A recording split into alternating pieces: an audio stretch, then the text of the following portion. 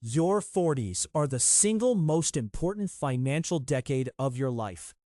Not because you earn the most, though you might. Not because you have the most time, you don't. But because something rare happens in your 40s. Peak earning power and meaningful compounding runway, and the ability to control your lifestyle all overlap at the same moment. This intersection is leverage. This is where small decisions compound into different retirements. If you're thinking about your financial future, subscribe to the channel now. We're going to walk through why this decade matters so much. And we're going to follow two men through it. Cortez and his neighbor. Same age, same salary, different paths. Let's start with the math. By 40, most people have finally figured out their career. You're no longer entry level. You're not yet burned out. You have skills. You have reputation. You have clients or colleagues who know what you can do. You're still fit and can have any woman you want. This is when your earning power peaks. Not for everyone, but for most. Cortez understood this clearly. At 42, he sat down and looked at his actual numbers. He made $118,000 a year. That was solid. He was ballin'. That was more than he'd made at 30. But here's what most people miss. When you're 40, you have maybe 25 good earning years left. That's it. 2.5 decades of peak income before you step back. Your neighbor, let's call him Spanky, didn't think about it that way. He just kept living the way he'd always lived. Both men put up with the same crap every day. They had approximately 25 years to accumulate everything they'd need for the next 40. That's the math. 25 earning years to fund 4 decades of not earning. Your 20s and 30s are about building the foundation. Your 40s are about making decisions that actually matter, because compounding is still on the table. 25 years of compound growth is meaningful. Not as meaningful as 40, but there's still time to make a buck jump. $1 invested at 40 with 25 years to grow is worth more at retirement than $3 invested at 50 with 10 years to grow. Time matters, but time is scarce. So this is why your 40s are different. You still have enough runway for compounding to work. You have enough earning power to actually accelerate it. These two things almost never align again. In your 20s, you have time but no money. In your 50s, you have money but not much time, unfortunately. In your 40s, you have both, but only if you see it. Cortez saw it. He looked at his salary and asked, "What portion of this can I keep?" Not what can I spend, what can I keep?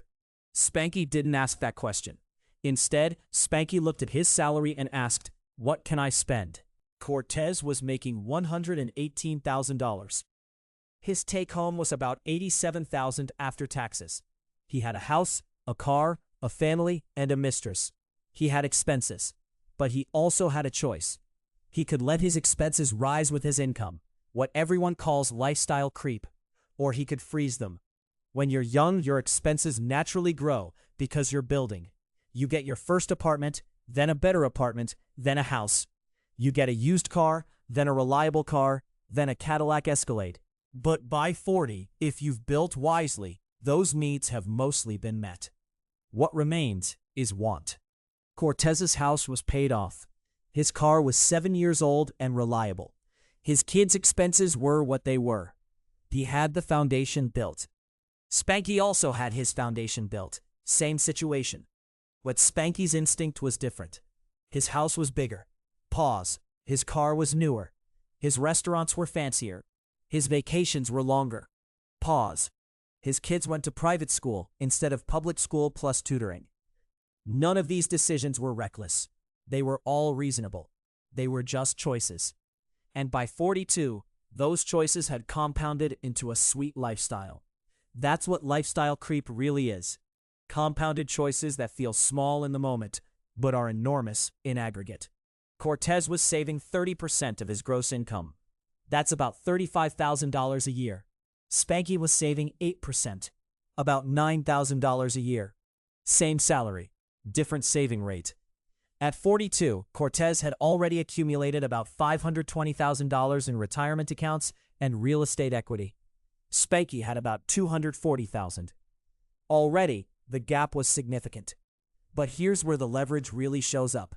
Compounding. Cortez's $520,000, left alone for 23 years at a reasonable 7% real return, would grow to about $2.1 million. Spanky's $240,000 would grow to about $960,000. The difference isn't in the return rate, it's in the principle. The principle comes from decisions made at 40.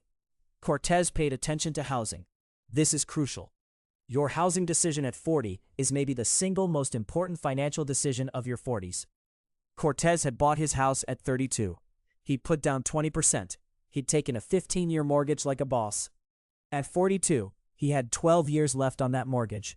His monthly payment was $1,800. By 45, he'd be 50% done. By 52, the house would be free. Spanky had also bought at 32. But he bought a bigger house. He'd put down 15%. He'd taken a 30-year mortgage to keep payments manageable. His monthly payment was $2,100. At 42, he was barely 2 years into the mortgage. He had 28 years left. He'd be 70 when the house was free. Maybe. If he didn't refinance. If he didn't move. If nothing changed. Most people do refinance. Most people do move. Spanky's house was also appreciating, sure. But that equity was locked in. Every dollar going to mortgage interest was a dollar that couldn't compound. Cortez's approach was different. His house payment was lower. His equity was building faster. That entire $1,800 could move to investments. That's $180,000 over 5 years that could be deployed differently. Cars are the second lever. Your car decision at 40 matters because you still have 2.5 decades of car payments ahead of you if you're not careful. Cortez drove that old Caddy. 8 years old. Paid off. He spent about $1,000 a year on maintenance. Spanky drove a Tesla. 2 years old.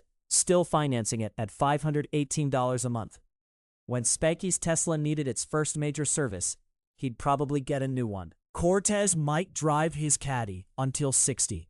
That's the difference between a $14,000 decision made at 30 and a series of decisions made every 4 years for the next 30 years. College is the third major lever, and this one is harder because your kids are almost here, almost done, or in the middle. Cortez had 2 kids. He'd opened a $529 education plan for each when they were born. He contributed modestly but consistently. Nothing flashy.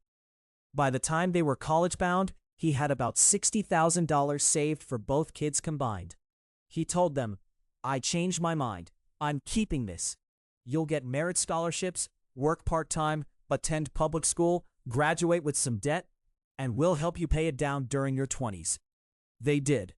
His kids graduated with about $30,000 in debt each. They paid it off by 28 and started saving early. Spanky had different intentions.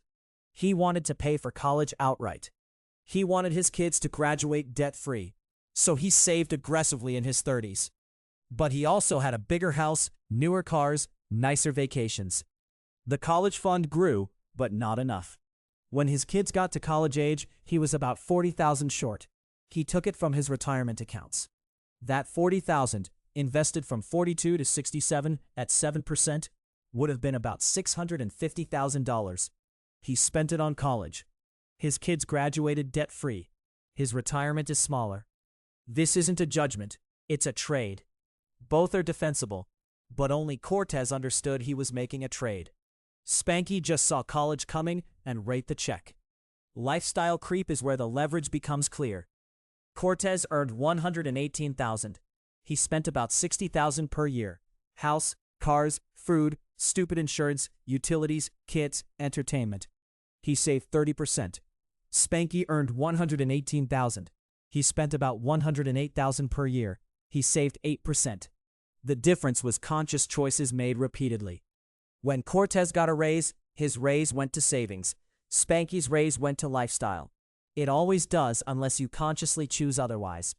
At 42, they both still had the same salary, but their financial positions were completely different. Cortez had $520,000 in assets.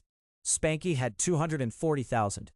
Over the next 5 years, assuming the same earning and spending patterns, Cortez would accumulate another $175,000. Spanky would accumulate $45,000. By 47, the gap would widen to about $400,000. By 50, the gap would widen even further. And here's where it gets interesting. At 50, Cortez could choose to slow down. He could take the higher salary and actually enjoy it. He could take a sabbatical. He could shift to part-time. He had options because he built a cushion. Spanky's options were more limited. He still had a mortgage. He still had car payments. His kids might still need help. His lifestyle demanded income. He couldn't afford to step back. This is what financial leverage looks like. It's not flashy. It's not about beating the market. It's about making conscious decisions at 40, when you still have leverage, when you still have earning power and compounding time, when you still have the ability to say no to lifestyle. By 50, Cortez and Spanky will be the same age, but financially, they'll be living in different countries.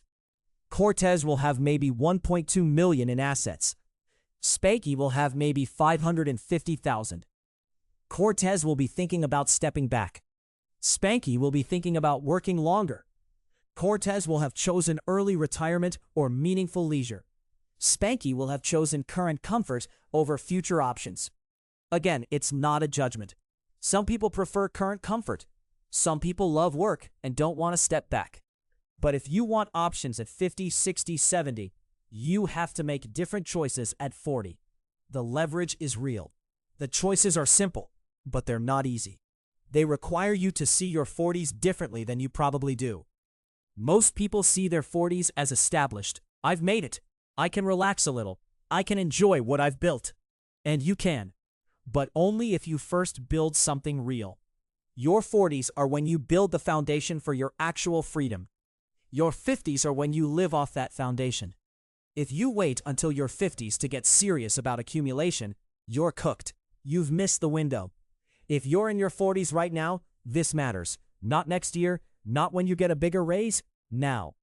And if you found this valuable, please like the video. If you're not yet subscribed, I genuinely appreciate it if you'd subscribe now. We focus on these financial inflection points and the leverage hidden inside them. And here's a real question for the comments. Where do you see yourself? Are you more like Cortez, consciously choosing savings and long-term leverage? Or are you more like Spanky, letting lifestyle expand with income? And what's the hardest part for you? Pause. Is it the house decision, the car decision, the college decision, or just the daily discipline of saying no to lifestyle creep? I'd genuinely like to know what you're wrestling with. Thanks for watching.